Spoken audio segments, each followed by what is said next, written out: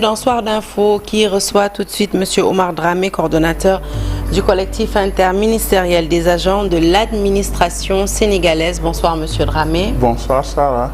Merci d'avoir accepté l'invitation. Alors, votre actualité, notamment, c'est le lancement ce 17 janvier d'une intersyndicale de l'administration sénégalaise. Pas moins de 7 syndicats ont ainsi décidé d'unir leurs forces pour donner plus de vigueur à leurs réclamations syndicales, à leur plateforme revendicative. Mais avant d'y arriver, si vous permettez bien, Monsieur Dramé, nous allons commenter un peu l'actualité nationale, notamment la rentrée solennelle des cours et tribunaux, cérémonie au cours de laquelle le président de la République, Bassirou Diomaye Faye, est revenu sur le droit de grève, estimant qu'il s'agit bien d'un droit consacré par la Constitution. Toutefois, il estime que celui-ci doit s'exercer en toute responsabilité et non de manière anarchique. Quel commentaire vous inspire cette déclaration du chef de l'État? Merci beaucoup Sarah. Je remercie vos téléspectatrices et téléspectateurs et je remercie tous les travailleurs de l'administration. Vous avez posé une question pertinente et nous avons suivi avec intérêt hier la rentrée des cours et tribunaux qui avait pour thème le droit de grève. Et effectivement, vous savez que les organisations syndicales que nous sommes régis par la Constitution à son article 25 qui donne droit, n'est-ce pas, aux travailleurs d'exercer leur droit syndical. Et le chef de l'État a raison, effectivement, de dire que le droit de grève ne doit pas entraver le fonctionnement, n'est-ce pas, de l'administration. Nous sommes d'accord quelque part sur ces propos du chef de l'État, tout en rappelant que les organisations syndicales ne se lèvent pas un bon jour pour faire de la grève. Il y a tout un processus, n'est-ce pas, qu'il faut respecter. Il y a des textes qui nous sont régis. Il y a d'abord la loi 61 qui régisse le fonctionnaire. Il y a la loi 74, n'est-ce pas. Il y a la loi aussi sur le code du travail. Et qu'avant d'aller en grève, nous déposons ce qu'on appelle un préavis. Et ce préavis, c'est pour que l'État prend les devants pour véritablement appeler autour de la table de négociation et discuter sur nos difficultés. Et ce préavis dure un mois. Et vous savez aussi si l'État ne réagit pas à la fin de ce préavis, nous avons toujours d'autres possibilités, n'est-ce pas, avant d'entamer l'ultime, n'est-ce pas, étape de la grève. Il y a aussi le port de brassard rouge, il y a des marches, il y a la présence passive au niveau du travail. Après avoir fait tous ces aspects et que si rien ne réagit pas, là vous allez en grève. On va en grève. J'aimerais qu'on s'interroge, qu'on interroge un peu la pertinence de la démarche, parce qu'on le sait, les grèves c'est un moyen important de faire pression, n'est-ce pas? Mais le but visé à travers une grève, c'est de ne plus faire grève, justement, parce que si on va en grève, on vise la satisfaction des revendications. Absolument. Or, au Sénégal, il faut quand même l'avouer, les grèves sont répétitives, elles s'échelonnent tout au long de l'année. Est-ce que vous ne pensez pas, en tant que syndicaliste, qu'il est temps aussi pour vous, syndicalistes, de songer à d'autres alternatives, à d'autres moyens de contestation ou de faire pression qui seraient plus efficaces que la grève? Voilà, effectivement, comme vous l'avez si bien dit, Sarah, la grève engendre des conséquences qui affectent la population, surtout s'il s'agit des secteurs clés de l'économie sénégalaise. Vous savez en partant en grève, cela peut-être est un gaieté de cœur, parce que quand même nous sommes des Sénégalais, nous sommes des patriotes, et l'État, c'est l'État qui pousse les syndicats à aller en grève. Mais nul n'était notre intention. Nous n'allons pas véritablement aller en grève, parce que c'est l'État qui traîne par rapport au point de revendication. Parce que imaginez quand nous avons des revendications posées sur la table, la meilleure manière, n'est-ce pas, de ne pas aller en grève, c'est le dialogue. parfois les autorités, nous avons l'impression, n'est-ce pas, donc qu'ils ne veulent pas du tout promouvoir le dialogue, ce qui est véritablement inadmissible et inacceptable dans un pays où véritablement donc les travailleurs sont dans une précarité énorme. L'efficacité donc de la grève, on peut en revenir parce que dans certains secteurs, si véritablement donc l'économie y dépend, comme le secteur primaire, le secteur de la santé, le secteur de la justice, donc c'est des secteurs donc clés, n'est-ce pas? Et véritablement, si les syndicats de ces différents secteurs décident de paralyser donc les activités qui tournent autour de ce secteur, il y a des conséquences. Et nous estimons que c'est l'État qui doit prendre les devants. Parce qu'un syndicaliste ne veut pas tout le temps véritablement aller en grève. Parce que la grève, c'est l'ultime, n'est-ce pas, moment. Et si, par exemple, on part jusqu'à, il n'y a plus de véritablement de dialogue ou bien d'issue heureuse, là nous serons obligés d'aller en grève. Mais en tout état de cause, c'est l'État qui doit jouer son partition. À travers nos ministères respectifs, on doit instaurer constamment le dialogue. Ce qui est important, parce que quand même, si le syndicaliste se sent que dans son environnement, avec l'autorité, il y a des discussions, et là, ça peut résoudre beaucoup de choses. Est-ce que c'est ce que vous reprochez au nouveau gouvernement, de ne pas assez vous concerter, de ne pas assez dialoguer avec les syndicats? Mais effectivement, parce que quand même, avec l'avènement du nouveau régime, nous avons décidé en toute souveraineté de laisser donc le temps de prendre leur marque, de voter leur budget et donc de prendre des mesures par rapport donc aux accords qui ont été signés dans le cadre syndical, parce que n'oublions pas que nous n'avons pas de nouvelles revendications. Les revendications donc qui sont sur la table, c'est des revendications qui datent de très longtemps. Mais nous constatons que véritablement ce nouveau régime, après l'appel du président de la République d'avoir un pacte de stabilité sociale dans ce pays, réitéré par le Premier ministre lors de la déclaration de politique générale, et il avait même exprimé le vœu de recevoir les syndicats. Mais depuis lors, rien n'est fait dans ce sens.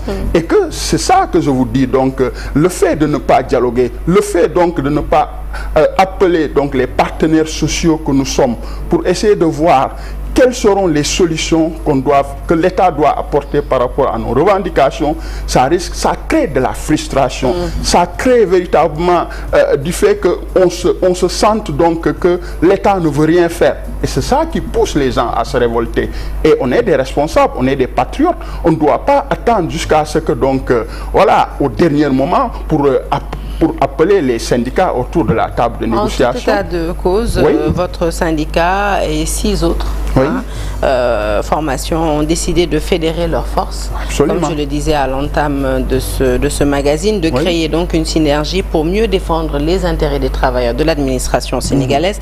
Est-ce qu'on peut en savoir un peu plus sur le contenu de votre plan d'action? Merci beaucoup, Sarah, pour cette question pertinente. D'ailleurs, aujourd'hui, nous avons organisé une conférence de presse dans ce sens, parce que quand même, on a constaté que donc, depuis l'avènement de ce nouveau régime, il n'y a pas de dialogue, il n'y a rien. Et qu'il faut véritablement leur pousser à prendre en charge nos préoccupations. C'est pourquoi nous avons décidé d'unir nos forces dans le cadre des actions qui nous sont communes.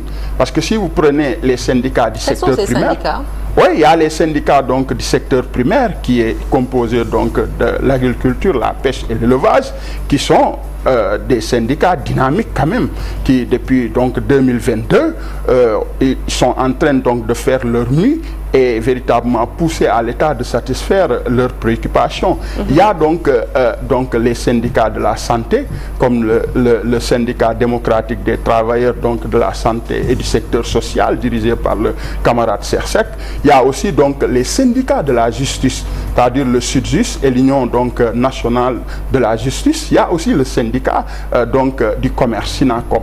Donc tous ces syndicats ont décidé de réunir leurs forces autour des actions commune. Qu'est-ce que vous avez en commun?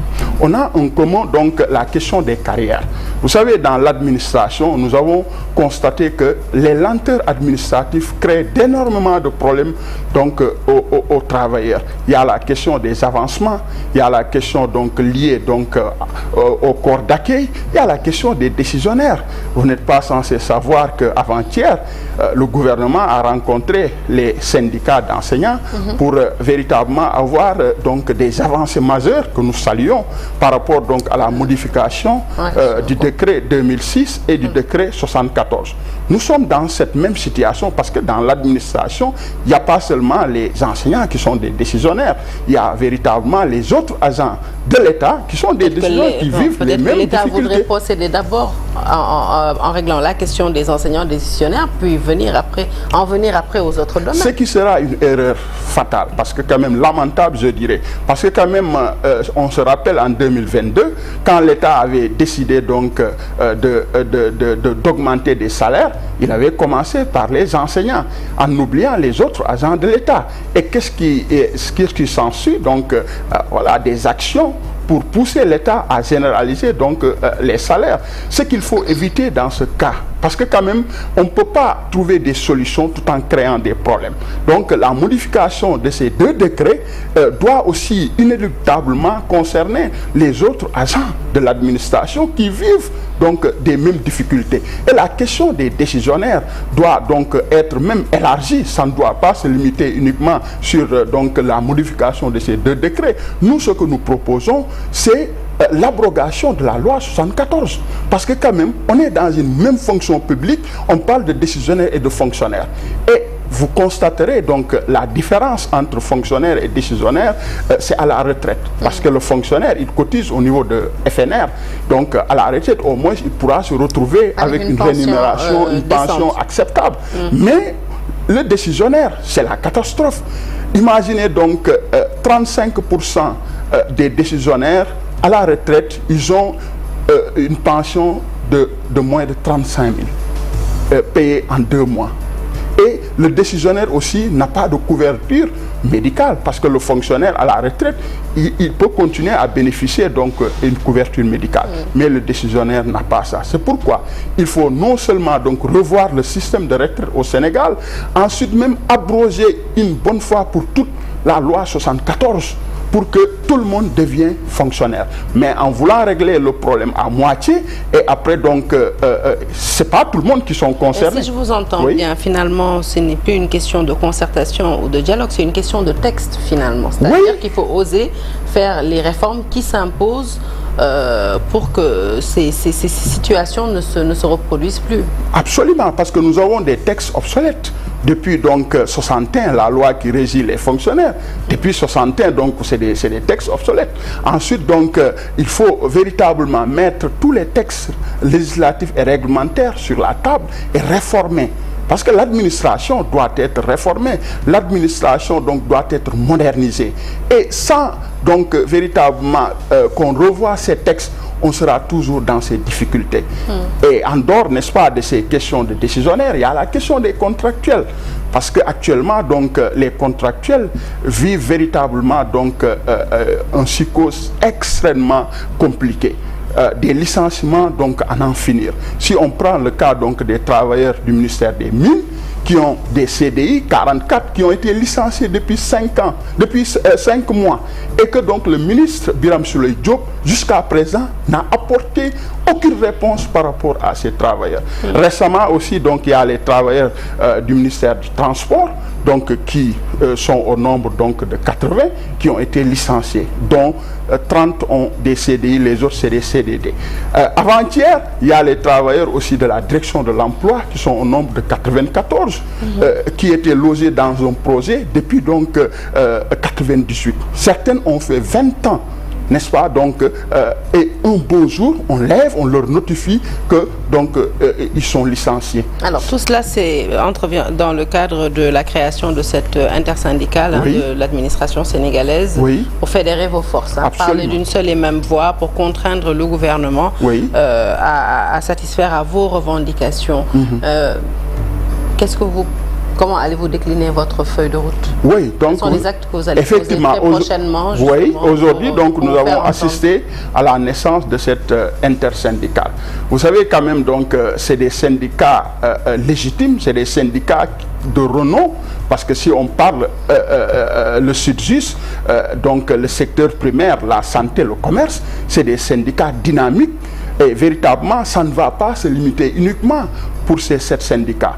Donc les autres syndicats de l'administration, n'est-ce pas, qui souhaiteraient venir donc se joindre à nous pour véritablement former un bloc et faire face donc à ce gouvernement. Dans un premier temps, nous allons adresser des correspondances à l'État à travers donc des missives qu'on va adresser au président de la République, au Premier ministre et le ministre de la fonction publique, parce que c'est notre employeur direct.